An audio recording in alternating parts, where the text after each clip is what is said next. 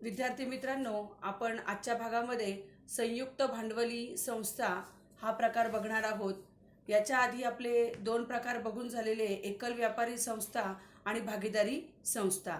आणि एकल व्यापारी संस्था आणि भागीदारी संस्था, एकल व्यापारी म्हणजे एकच व्यक्ती सर्व बिझनेस करते, ती झाली एकल व्यापारी संस्था। आणि भागीदारी संस्था म्हणजे दोन किंवा दोनापेक्षा जास्त व्यक्ती एकत्र येऊन जो बिझनेस करतात त्याला आपण भागीदारी संस्था असं म्हणतो। आणि संयुक्त भांडवली संस्था म्हणजे काय बघा, तर पूर्वी कसं होतं तुम्हाला माहिती आहे, आपल्याला सहकार चळवळीचा इतिहास माहिती आहे की रॉचडेल या गावामध्ये डॉक्टर रॉबर्ट ओवेन जे सहकाराचे जनक आहेत, त्यांनी काय केलं, त्यांनी काय 22 विणकर घेऊन त्यांनी सहकारी संस्था सुरू केली। नंतर त्यांचे जवळजवळ 77 सभासद झाले होते। आणि त्याच्यानंतर मग त्यांनी आपले जे कर्मचारी त्यांच्या म्हणजे इंडस्ट्रीमध्ये कामाला होते, तर त्यांनी वाजवी किमतीमध्ये चांगला माल त्यांना पुरवला होता, असं आपण त्याच्यात त्या सहकाराच्या इतिहासामध्ये आपण बघितलेलं, सहकारी चळवळीच्या इतिहासामध्ये आपण पाहिलेलं होतं। मग आपली जी औद्योगिक क्रांती आहे ती इंग्लंडमधील इसवी 1760च्या औद्योगिक क्रांतीनंतर यंत्राच्या साहाय्याने मोठ्या प्रमाणावर मागणीपूर्वक उत्पादन होऊ लागले व देशी विदेशी बाजारपेठांचा विस्तार व्हायला लागला। आणि या व्यवसायासाठी मोठ्या प्रमाणावरील भांडवल लागायला लागलं। व्यवस्थापन कौशल्य, व्यावसायिक धोका सहन करण्याची जी क्षमता आहे तेच व्यक्तिगत व भागीदारी व्यवसाय संघटनेत नव्हती। म्हणून म्हणजे एकाच व्यक्तीने सगळी कामं करायची, किंवा भागीदारी संस्थेमध्ये जे काही हे आहेत पार्टनर्स आहेत म्हणजे भागीदार आहेत, त्यांना सगळी कामं करायला लागतात। व्यवस्थापन पण त्यांनीच बघायचं, त्यांच्याकडे सगळी वेगवेगळ्या प्रकारची कौशल्य पण पाहिजेत। तर हे सगळं करत असताना झालं काय की त्यांच्याकडे लिमिटेशन्स आले, आणि ते लिमिटेशन्स काढण्यासाठी ही संयुक्त भांडवली संस्था म्हणजे संयुक्त भांडवल कंपनी ही सुरू झालेली आहे। आता बघा, एकल व्यापारी संस्था म्हणजे कोणती, जी तुमच्या एरियामध्ये आजूबाजूला छोटी छोटी दुकानं तुम्हाला दिसतात, तो एकल व्यापारी संस्था। आता भागीदारी संस्था म्हणजे काय, एकदम सोपं आहे, दोन किंवा दोनापेक्षा जास्त व्यक्ती एकत्र येतात आणि ते भागीदारी संस्था सुरू करतात।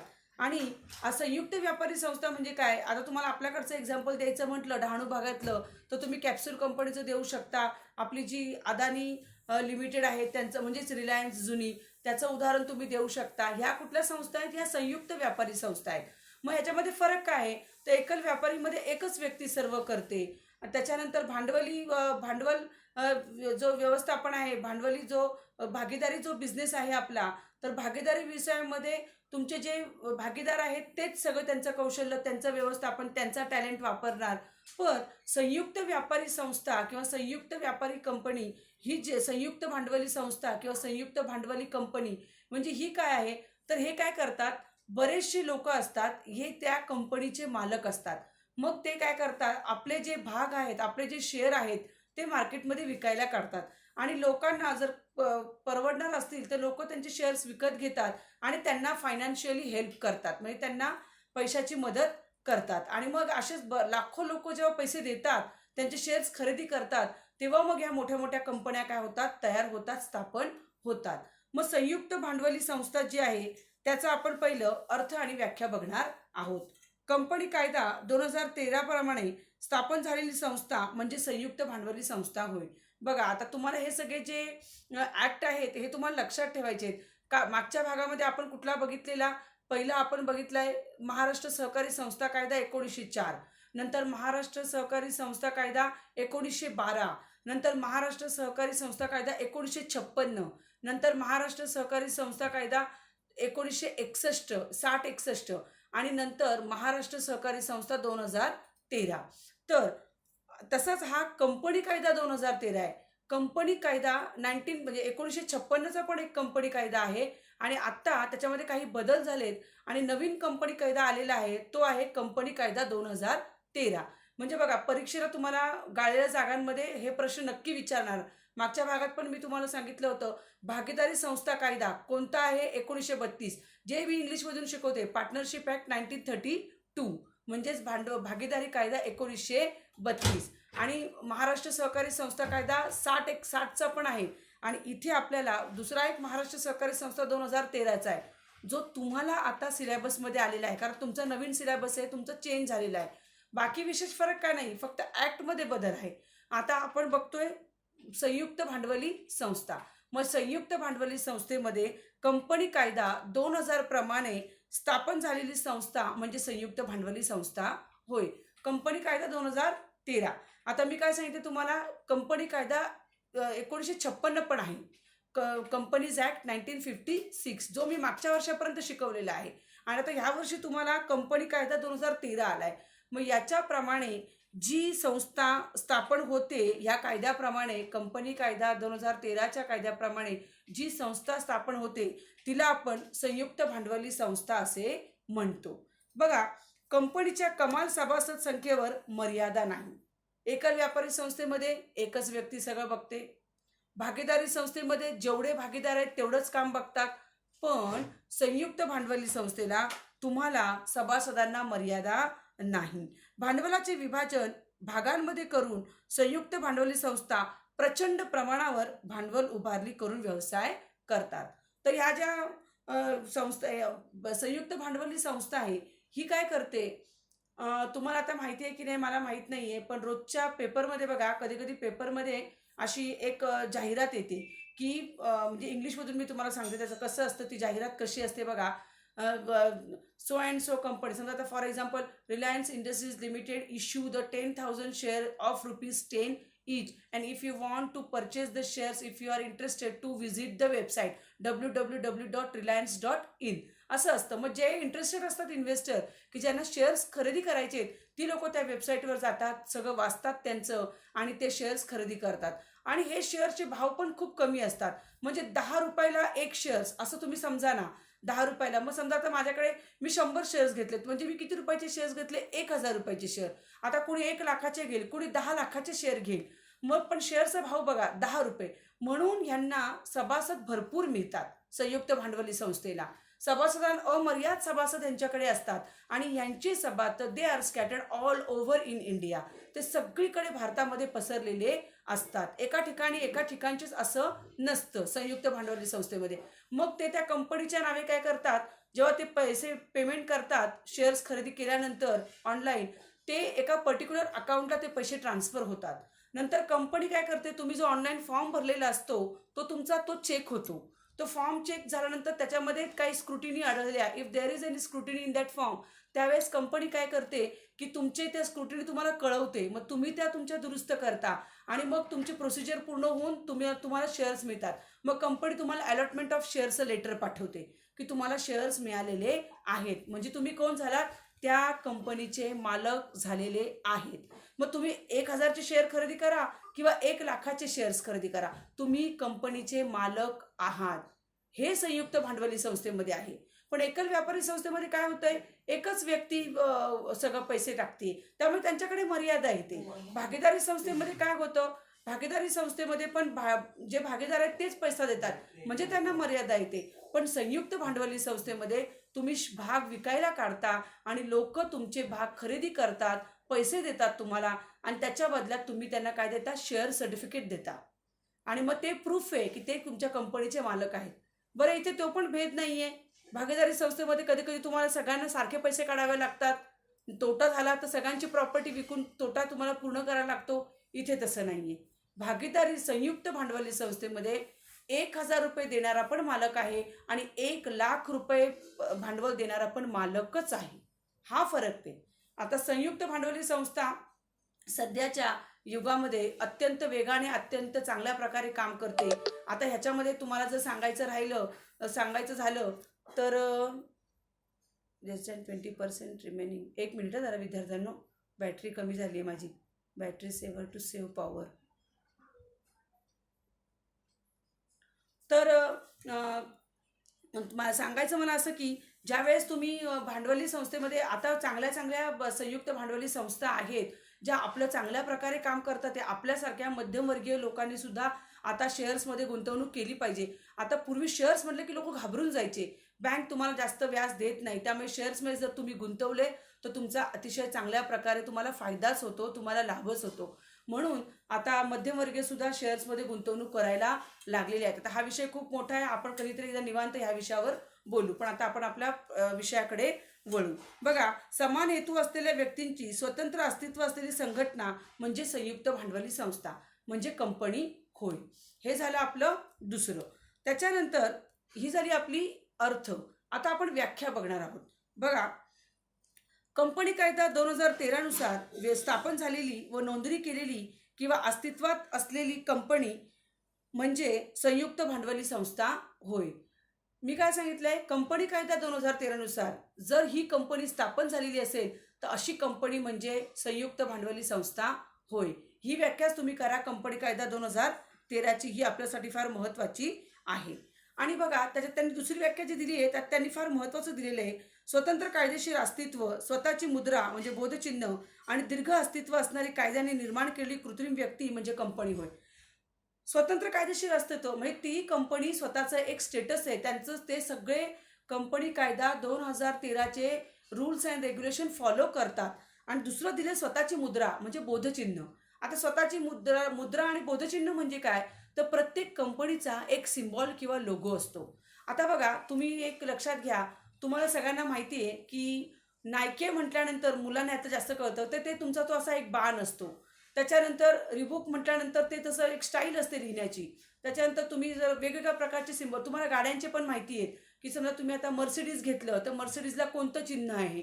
त्याच्यानंतर समजा तुम्ही मारुती घेतलं तर त्यांच्या गाड्यांवर ते एस असतो. म्हणजे हे त्यांचं काय आहे, कॉमन सील म्हणतात ह्याला इंग्लिशमधून, म्हणजेच बोधचिन्ह. मग ही जी कंपनी आपलं स्वतःचं बोधचिन्ह, आपलं जे कॉमन सील तयार करते ती दुसरी कंपनी कधीही वापरू शकत नाही. आता ग्रुप ऑफ अनिल अंबानीचा बघा, एक असा ए होता, एक लाल रंगाचा ए आणि एक निळ्या रंगाचा ए, असे 2 ए होते. आता जर ब्लॅकबोर्ड असतं तर मला तुम्हाला ते सगळं दाखवता आलं असतं. म्हणजे हे सिम्बॉल्स आहेत वेगवेगळे. आता बघा, तुम्ही एक्झाम्पल घ्यायचं म्हटलं तर रिलायन्स जे आहे मुकेश अंबानीचं, त्यांचा पण एक सिम्बॉल आहे असा. तर मग ते त्यांचं बोधचिन्ह आहे, ते त्यांचं बोधचिन्ह त्यांनी रजिस्टर करून घेतलेलं असतं. ते दुसरं कोणीही वापरू शकत नाही आणि दुसरं प्रोडक्ट बनवून त्या प्रोडक्टवरती तो सिम्बॉल देऊ शकत नाही. इतकं ते महत्त्वाचं आहे बोधचिन्ह. मग अशी जी कंपनी असते आणि जी वर्षोनवर्ष चालते, जिला दीर्घ अस्तित्व असणारी कायद्याने निर्माण केलेली कृत्रिम व्यक्ती म्हणजे कंपनी होय. तर तुम्ही 2013ची जी व्याख्या आहे तीच करा तुम्ही. आपल्याला कंपनी कायदा 2013ची परीक्षेला तीच जास्त महत्त्वाची आहे. हे झालं आपलं संयुक्त भांडवली संस्थेचं व्याख्या आणि अर्थ. आता बघा, पुढचं जे आपलं आहे ते आहे संयुक्त भांडवली संस्थेची वैशिष्ट्ये. बघा, तर संयुक्त भांडवली संस्थेचं पहिलं वैशिष्ट्य आहे ऐच्छिक संघटन. आता ऐच्छिक संघटन म्हणजे काय, की या संस्थेमध्ये तुम्हाला संयुक्त भांडवली संस्थेचं जर सभासद व्हायचं असेल तर तुम्ही स्वेच्छेने एकत्र येऊन अशी संयुक्त भांडवली संस्था स्थापन करू शकता. ह्याच्यामध्ये कोणत्याही जात, धर्म, पंथ, वंशाची व्यक्ती कंपनीचे भाग खरेदी करून भागधारक होऊ शकते. आम्ही फक्त हिंदूंसाठी कंपनी स्थापन केलेली आहे, ही फक्त मुस्लिमांसाठी असं नाही. कंपनी स्थापन करताना तुम्हाला कुठल्याही धर्माचा, कुठल्याही जातीचा, कुठल्याही पंथाचा व्यक्ती तुम्ही काय करू शकता, तुमच्याकडे शेअर्स खरेदी करून त्याचा मालक होऊ शकतं. म्हणून म्हटलेलं आहे ऐच्छिक संघटन. ज्या लोकांना वाटतं आपण यांचे शेअर्स खरेदी करून या कंपनीचं मालक व्हावं, तेच तुमच्या कंपनीचे मालक होणार आहेत. त्याच्यानंतर आपलं पुढचं वैशिष्ट्य आहे सभासद संख्या. बघा, एकल व्यापारी संस्थेमध्ये एकच व्यक्ती सगळा बिझनेस करत होती. भागीदारी संस्थेमध्ये 2 किंवा 2पेक्षा जास्त व्यक्ती एकत्र येऊन बिझनेस करत होते. आणि आत्ता जे आपण संयुक्त भांडवली संस्था म्हणतोय त्याच्यामध्ये सभासद संख्या बघा कशी दिली आहे. कंपनी कायदा 2013 प्रमाणे किमान सभासद 2 असतात आणि कमाल 200 असतात. हे झालं for the private limited company, खाजगी कंपनीसाठी. जर तुमची पब्लिक लिमिटेड असेल तर त्यासाठी किमान 7 व्यक्ती लागतात आणि कमाल अमर्याद कितीही. संयुक्त भांडवली संस्थेमध्ये 2 प्रकार आहेत, एक आहे खाजगी कंपनी आणि एक आहे सरकारी कंपनी. तर खाजगी कंपनीमध्ये कमाल 2 व्यक्ती आणि किमान 200 असतात. आणि जी सरकारची जी कंपनी आहे, गव्हर्नमेंटची आहे पब्लिक लिमिटेड, तिच्यामध्ये किमान 7 सभासद तुम्ही घेतात. कमीत कमी 7 सभासद पाहिजे जर पब्लिक लिमिटेड करायची असेल तर. आणि कमाल जे आहे ते कितीही सभासद येऊ शकतात. Thousands of shareholders are allowed in the public limited company. बघा, हे झालं आपलं सभासद संख्या. आणि ह्या ज्या गोष्टी आहेत ह्या तुम्हाला लक्षात ठेवायच्या आहेत. त्याच्यामध्ये 2 आहे भाग. तर खाजगी कंपनीसाठी किमान 2, कमाल 200 आणि सार्वजनिक कंपनीसाठी किमान 7 आणि कमाल अमर्यादित. हे आपल्याला फरक स्पष्ट करामध्ये कामाला येणार आहे. त्याच्यानंतर आपला जो तिसरा पॉइंट आहे तो आहे कृत्रिम व्यक्ती. आता कृत्रिम व्यक्ती म्हणजे काय, की याच्यामध्ये एक व्यक्ती नाहीये. व्यक्तिगत व्यापारी संस्थेमध्ये तुमची एकच व्यक्ती होती, ती तुम्हाला दिसत होती. भागीदारी संस्थेमध्ये तुमचे पार्टनर तुम्हाला माहिती होते, किती 5 पार्टनर 6 पार्टनर, त्यांची नावं ते रोज येतात, भेटतात, बिझनेसमध्ये लक्ष देतात. What about joint stock company? Joint stock कंपनीमध्ये, संयुक्त भांडवली संस्थेमध्ये ही काय आहे, कृत्रिम कंपनी का नाव दिलंय? कारण group of members are involved in this company. एक मोठा ग्रुप आहे लोकांचा, म्हणून तिला कृत्रिम असं नाव म्हटलं. एक व्यक्ती नाहीये की ह्या व्यक्तीकडे बोट दाखवून ही कंपनी असं नाही सांगता येणार. Group of. आता बघा, कंपनी ही कायद्याने निर्माण केलेली कृत्रिम व्यक्ती आहे. तिला व्यक्तीप्रमाणे शरीर, मन, आत्मा नसतो, तरी पण ती व्यक्तीप्रमाणे करार व मालमत्ता धारण करू शकते. कंपनी व्यक्तीप्रमाणे व्यवहार करू शकते, म्हणून तिला कृत्रिम व्यक्ती म्हणतात. सगळी लोक एकत्र येतात, ते शेअर्समध्ये गुंतवणूक करतात, तुमच्या कंपनीचे शेअर्स घेतात आणि तुमच्या कंपनीचे मालक बनतात. पण ते रोज येत नाही आहेत कंपनीत. ते are scattered all over India. ते सगळीकडे पसरलेले आहेत. काही लोकांनी आमच्याकडनं ऑनलाईन शेअर्स घेतलेत मुंबईतून, काही जणांनी घेतलेत गुजरातमधून, काहींनी घेतले आंध्र प्रदेशमधून, काहींनी घेतलेत आपल्याकडून पंजाब, दिल्ली, हरियाणा असे. मग हे येत नाहीत रोज. मग कुठली कंपनी आहे तुमची? अरे, आम्ही कंपनी कायदा 2013 नुसार शेअर्स इश्यू केलेले, लोकांनी शेअर्स घेतले. आणि हे तुम्ही सगळं कसं करता? करार करता तुम्ही. मग तुमच्या व्यक्तीने एक व्यक्ती असते जी ही सगळी कामं करते, तिला म्हणतात promoter. Promoter is a person who is the founder member of the joint stock company. मग ती व्यक्ती तुमच्या वतीने कामं करते आणि तुमचा त्या व्यक्तीवरती विश्वास असतो. पण ती एक व्यक्ती मालक नाही आहे कंपनीची. कृत्रिम व्यक्ती म्हणजे तुम्ही खूप जण एकत्र आहात. एक कंपनी म्हटल्यानंतर तिला शरीर नाही, आत्मा नाही, मन नाही, पण ती सगळं कायदेशीर बाबी करू शकते. हा त्याचा अर्थ आहे कृत्रिम व्यक्ती म्हणजे. समजलं? त्याच्यानंतर आपलं चौथं वैशिष्ट्य आहे स्वतंत्र कायदेशीर अस्तित्व. कंपनी कायदा 2013 नुसार कंपनीची स्थापना झालेली असते, म्हणून तिला स्वतंत्र कायदेशीर अस्तित्व प्राप्त होते. कंपनी स्वतःच्या नावाने खरेदी विक्री करते, करार करते, कायदेशीर कारवाई करू शकते. इतरांची देणी देण्यासाठी कंपनी स्वतः जबाबदार असते. ज्यावेळेस तुम्ही शेअर होल्डर म्हणून कंपनीमध्ये असता, तर तुम्हाला सगळे अधिकार आहेत, तुम्ही मालक आहेत. कंपनीचा प्रॉफिट बघा, कंपनीची तुम्ही स्टेटस बघा, तुम्ही ॲन्युअल रिपोर्ट मागवा, स्टॅच्युटरी रिपोर्ट मागवा कंपनीचा. कंपनी सगळे करार करू शकते, सगळे देणीघेणी करू शकते, खरेदी विक्री करार करते, कायदेशीर कारवाई पूर्ण करते. म्हणजे काय झालं, तिला एक स्वतंत्र कायदेशीर अस्तित्व आहे एका कंपनीला. आता रिलायन्स इंडस्ट्रीज घ्या, जिला स्वतंत्र कायदेशीर अस्तित्व आहे, वेगवेगळे करार करते, खरेदी म्हणजे परचेस अँड सेल्स ॲग्रीमेंट करते ती. मग हे जे आहे याला म्हणतात स्वतंत्र कायदेशीर अस्तित्व. आणि हे काय झाले, आपले 4 वैशिष्ट्य झाले. कशाचे? संयुक्त भांडवली संस्थेची 4 वैशिष्ट्य. आता पुढची वैशिष्ट्य आपण पुढच्या लेक्चरला बघू. आणि हे जे आहे तुम्ही वर्गपाठाच्या वहीमध्ये लिहा. संयुक्त भांडवली संस्थेचा अर्थ, त्याची व्याख्या आणि आज जी झालेली 4 वैशिष्ट्य आहेत ती तुम्ही वर्गपाठाच्या वहीमध्ये लिहिणार आहात. थँक्यू.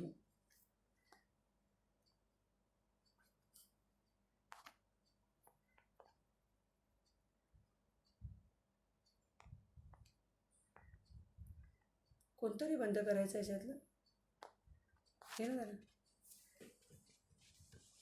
आज वेगळे आलेत बटणं.